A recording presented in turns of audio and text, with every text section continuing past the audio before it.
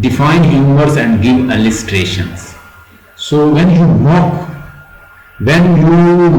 at certain character in a way to have amusement, so it is called the humor. What is जैसे हमने देखा था कि एक सिचुएशनल ह्यूमर होता है, ठीक है, एक जैसे आयरनी को हमने डिस्कस किया था, एक सिचुएशनल आयरनी होती है, एक ड्रामेटिक आयरनी होती है। तो इसी तरह के ह्यूमर की भी इस तरह की एग्जाम होती है। बार बार आपने ह्यूमर को डिफाइन करना है। Humour is just to mock at create a mock kind of situations to just illustrate, to amuse. So when we create a mocking scene, a kind of kind of humor kind of situations in the through the character, it is known as a humor, and mostly poets they use it. What is sonnet? क्या sonnet क्या है? वही फिर आ गया। Sonnet क्या होता है? 14 line और उसके में 2 पार्ट्स होते हैं इटालियन, और उसमें उसके बाद एक होता है सिस्टेट और एक होता है ऑक्टेव और सिस्टेट। और इसको मजीद इंग्लिश सोनेट के अंदर क्या होते हैं, और मतलब इसके अंदर क्वार्टरंस होते हैं, और 4 लाइन के क्वार्टरंस होते हैं, और 2 लाइन का कॉपलेट होता है।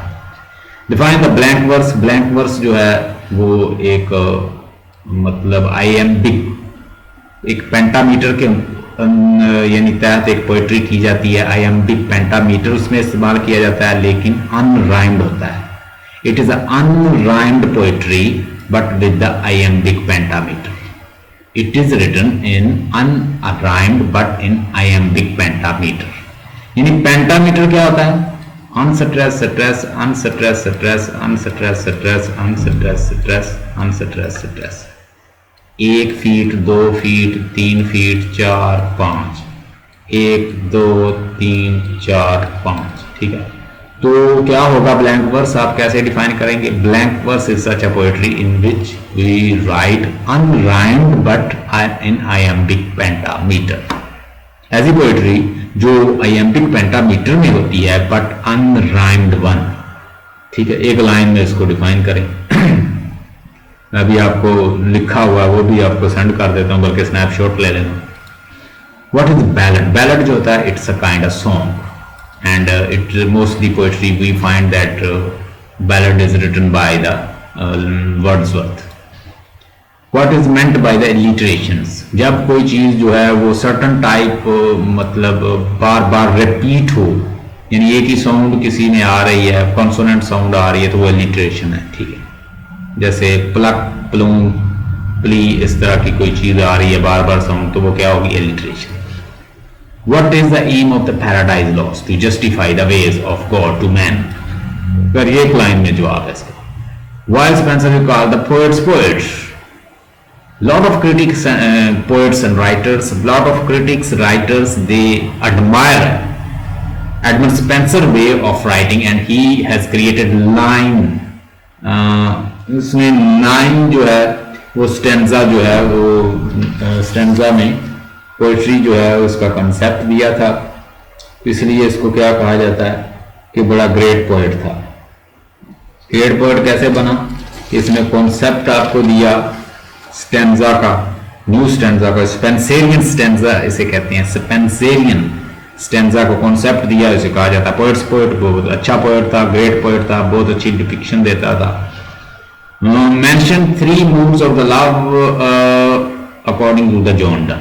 जॉन डन ने कितनी किस्म का लव जो है वो बताया है। एक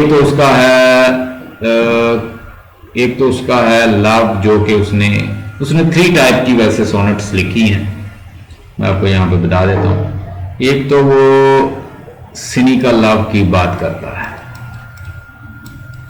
ठीक है। एक वो कॉन्जुगल लव की बात करता है, कॉन्जुगल, ठीक है। ये इसको फिजिकल लव भी कहते हैं, कॉन्जुगल, मैरिड लव जो था। तीसरा वो प्लेटोनिक लव। प्लेटोनिक लव क्या होता है? सोल का लव, यानी वो मजहब से रिलेटेड, जब वो यानी प्यार और गॉड को साथ मिलाता है, प्लेटोनिक लव।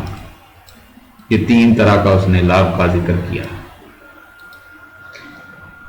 यानी पहला क्या है, cynical love. Anti cynical love ऐसा लव है जो एंटी फेयर सेक्स है, यानी जो एंटी वोमेन है, उसको कहते हैं सिनिकल लव। सिनिकल लव का मतलब क्या है? अगर वो कहें कि सिनिकल लव को डिफाइन करें तो आप क्या बताएंगे? Anti women. उसमें वो वोमेन के खिलाफ बात करता है, एंटी वोमेन। तो उसकी मिसाल मैं ऐसे दूंगा कि एंटी वोमेन लव, उसका आप देखें वो कहता है go and catch the falling star. कहता है go and catch the falling star, जाओ गिरता हुआ सितारा थाम लो। जाओ कहता है घोड़े की पुष्ट पर पूरी दुनिया का सफर कर लो। तो कहता है कि तुम्हें कोई भी ऐसी लेडी नहीं मिलेगी जो खूबसूरत भी हो और साथ क्या हो, वफादार भी। हाँ, अगर तुम्हें मिल जाए तो मुझे बताएं, मैं खुद जाऊंगा उसको वहां पे एक पिलग्रिम्स जो है वो परफॉर्म करके आऊंगा। मैं वहां जाके हज करूंगा, कहता है मैं उसकी जियारत करूंगा, मैं वो तो गॉडेस है अगर कोई ऐसी है। लेकिन कहता नहीं मिलेगी। फिर कहता नहीं जाऊंगा, क्योंकि मैं जब तक वहां पहुंचूंगा वो 2 या 3 से जरूर बेवफाई कर चुकी है। तो बहुत सारी जो फीमेल क्रिटिक्स हैं उन्होंने कहा कि ये तो बिल्कुल यानी एंटी वुमेन बात करता है, सिनिकल बात करता है, एंटी वुमेन बात करता है, और बड़ा यहाँ पे यानी बायस नजर आता है। जॉन डन अच्छा नहीं बोल रहा, यानी वो उसे क्रिटिसाइज करती है। Mention the 3 modes of the love according to the John Donne, मैंने बता दिया। सिनिकल लिखेंगे, कॉन्जुगल लिखेंगे, ठीक है, कॉन्जुगल लव। उसके बाद लिखेंगे आप तीसरा प्लेटोनिक लव। प्लेटोनिक लव में कैनोनाइजेशन है उसका वर्क, ठीक है, इन चीजों को डिस्कस करता है। How much importance did Belinda attach to her lap dogs, यानी ये तो मैंने आपको पहले बता दिया कि लैप डॉग का मर जाना या हस्बैंड की डेथ हो जाना एक ही बराबर है, इतना वो इंपॉर्टेंट था। Why are the pilgrims going to the pilgrim, ये देखें बार बार यही शॉर्ट क्वेश्चन आ रहा है, यही हमने पहले देखा है। बाकी ये क्वेश्चन वही हैं जो हमने पहले डिस्कस किए हैं।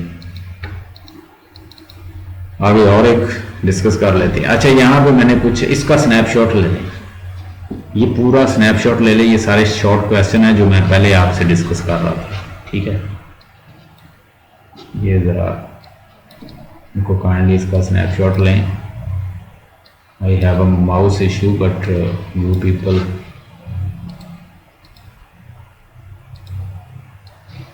लें जरा इसका स्नैपशॉट। एडमंड स्पेंसर का ये एक शॉर्ट क्वेश्चन है, सोनेट वाला लें, इसका ले लें। ये किसने क्रिएट की, ठीक है, सोनेट। इसमें मैंने बताया all people have got to be cynical about love to some extent. True love cynics are one that have given up on it all. They no longer try. They might be sad about the fact they might not be. Either way, they truly believe that there is not going to be love story for them.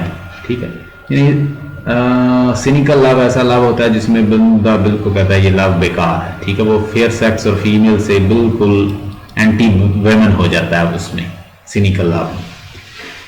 अब एक ये short question है, एक ये blank verse वाला है। ये देखें, blank verse is a poetry that is written unrhymed iambic pentameter. Blank verse is often unobtrusive and iambic pentameter forms, ठीक है, resembles the rhythmic of ordinary speech. William Shakespeare जो है वो इसमें मोस्टली जो iambic pentameter में लिखता है, iambic। ये सारा स्नैपशॉट ले लें, आपको क्लियर हो जाएगा ये सारा,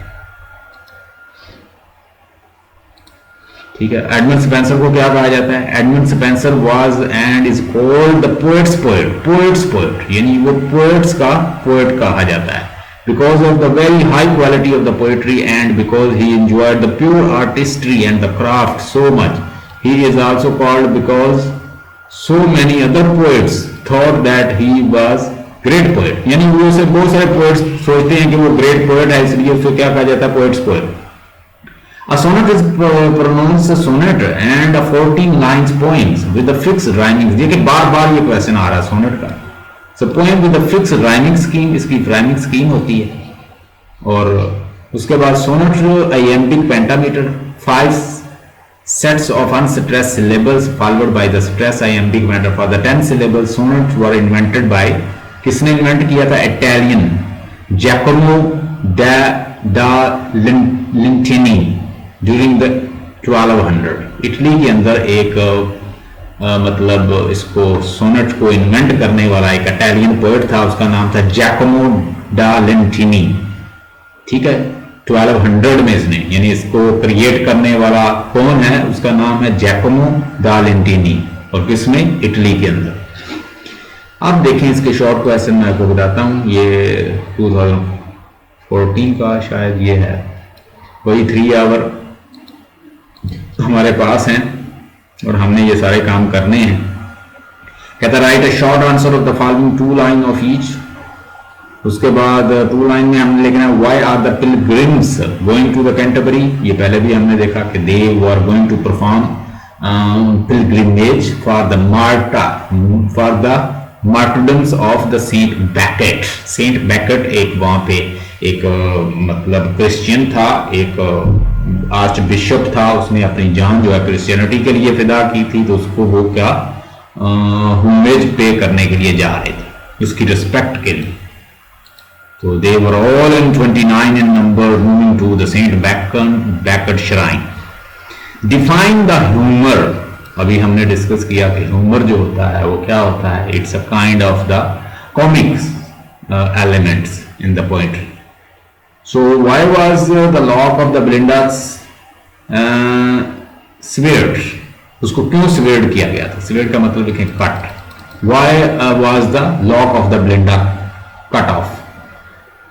Why did barons cut off the lock of Belinda? यानी ये किसी भी तरह से वो पूछ सकते थे क्वेश्चन, उसने severed लिख दिया। severed का मतलब होता है काटना। तो क्यों? since अब उसने पास में अब आंसर मुझसे पूछा तो मैं कैसे आंसर दूंगा? Since he loved Belinda's lock a lot. He loved and he was interested to keep it as a token of love. वो इंटरेस्टेड था कि वो इसकी लॉक इतनी खूबसूरत और अट्रैक्टिव लग रही थी बैरन को, और Baron was interested to take it as a token of love and keep it forever. वो उसे एज अ टोकन बनाना चाहता था। क्यों काटी गई? बैरन जो था वो क्या? बैरन लव्ड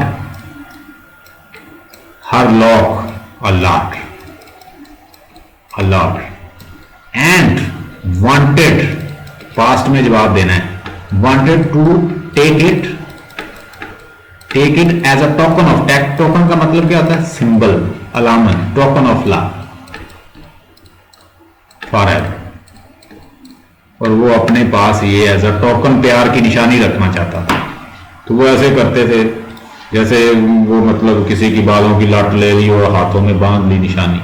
ठीक है, कोई उसकी कोई चीज बना ली, नेकलेस बना लिया, हार बना के गले में डाल लिया, जैसे लवर करते थे उस वक्त। तो वाई लॉक Belinda severed, क्या उसे काटा क्यों गया भाई? कि बैरन उससे बड़ी मोहब्बत करता था, उसकी लॉक खूबसूरत नजर आती थी, वो कहता प्यार की निशानी रखेगा। What is the aim of the Paradise Lost? Paradise Lost का एम क्या है? Justify the ways of God to man. ठीक हो गया। Why Spenser is called the poet's poet? ये मैंने इसका आंसर ये दिया हुआ है, इसको पढ़ लें, इसको बल्कि स्नैपशॉट लें पूरा। ठीक है, वाई इज कॉल्ड क्योंकि पोएट्स जो है उसे एडमायर्ड किया था बहुत सारे पोएट्स ने, तो इसलिए उसे उसने लिखा भी बहुत अच्छे था, और उसने रीजनल आर्टिस्टिक वे से अच्छी तरह से पोर्ट्रे किया था सोसाइटी को, तो बड़ा आर्टिस्टिक स्टाइल था उसका। तो people poets call him poets poet.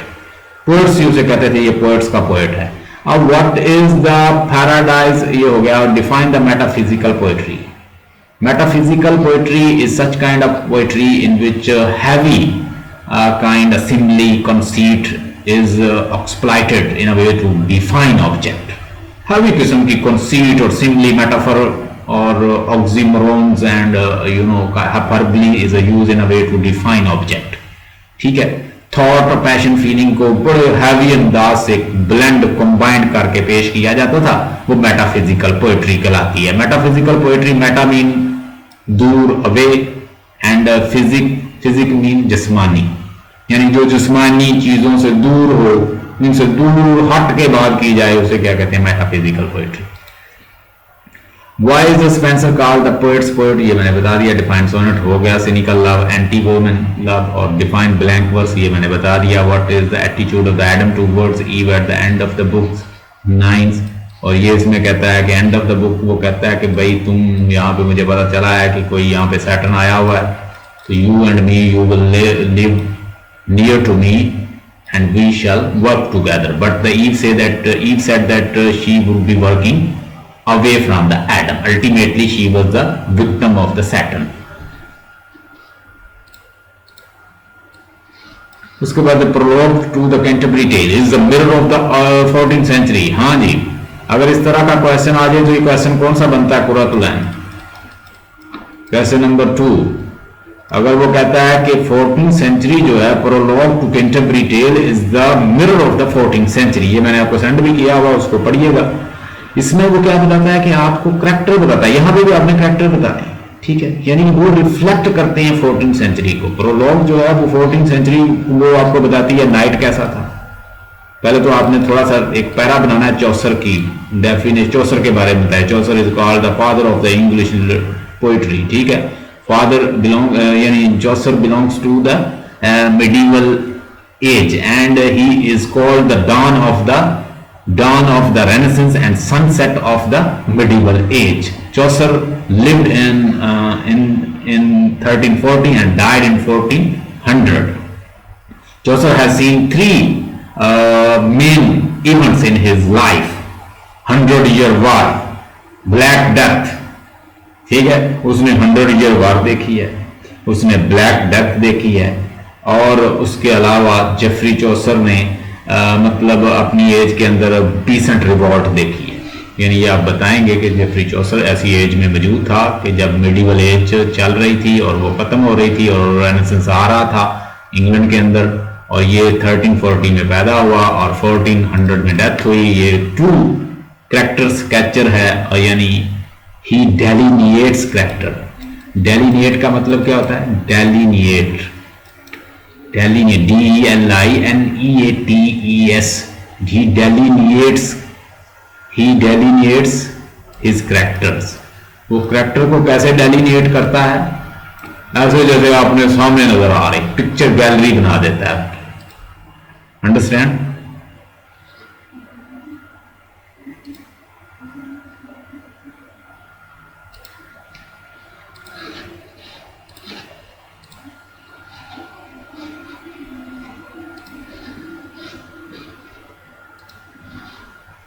Plan समझ आ रही है आपको? अच्छा जी, ये जरा देखिएगा. Prologue to the Canterbury tale is the mirror of the 14th century. हम बताएंगे कि नाइट कैसा था, ठीक है, हम बताएंगे कि स्क्वायर जो है उसका बेटा है वो कैसा था, ह्यूमन कैसा था, इनको हम डिफाइन करेंगे, ठीक है. ये बिलोंग करते हैं किससे? लोवेस्ट जो नोबल, लोवेस्ट जो वहां पे क्लास थी लॉर्ड्स की, फ्यूडल लॉर्ड्स की, उससे ताल्लुक रखते थे. पहले तो आप यहाँ पे स्केच मुझसे जरा सुन लें कि उस वक्त सोसाइटी जो थी वो दो मेन पार्ट्स में बटी हुई थी. एक थी सेकुलर क्लास और दूसरी कौन सी थी? Ecclesiastical class.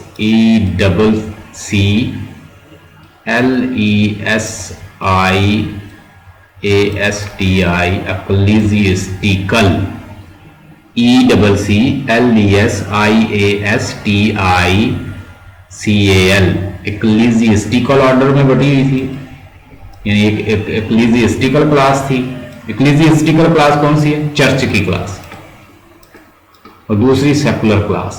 सेकुलर क्लास में क्या थी? सबसे पहले ऊपर किंग होता, रॉयल होता था, यानी ये लोग बड़े सेकुलर लाइफ गुजार रहे थे, यानी सारा दिन तो ऐश करनी इन्होंने. और इनके नीचे कौन था? फ्यूडल लॉर्ड्स इन्होंने रखे हुए थे, जो पैसे कमा कमा के किंग के बैंक भरते रहते थे.